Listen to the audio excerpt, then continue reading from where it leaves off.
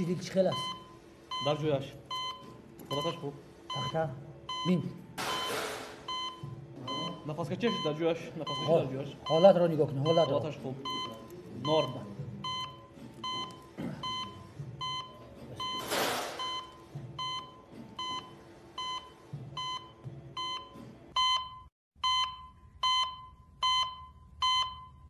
بونجون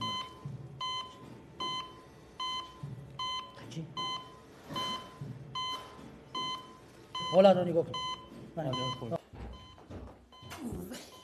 خدا با شکر یفتنی دیر میکردنی نازنینم رسمش روان کردنی بود که زاریدش بچه چه کنکش نمید چه کرچه هسته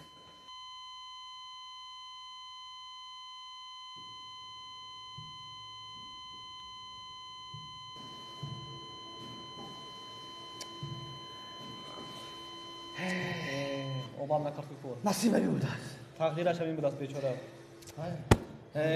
بیچاره تقدیرش همین بود است کاش که رسمش رو مدفع شد میزنی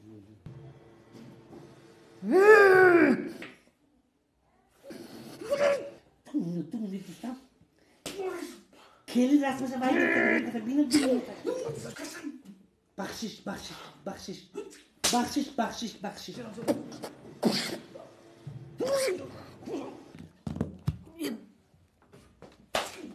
بخشش بخشش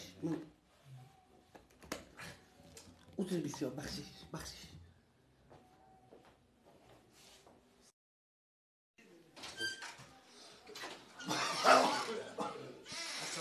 بخشش بیمارتون چه شده؟ بیمار خدا را شکر خوب نه گرنگی عقل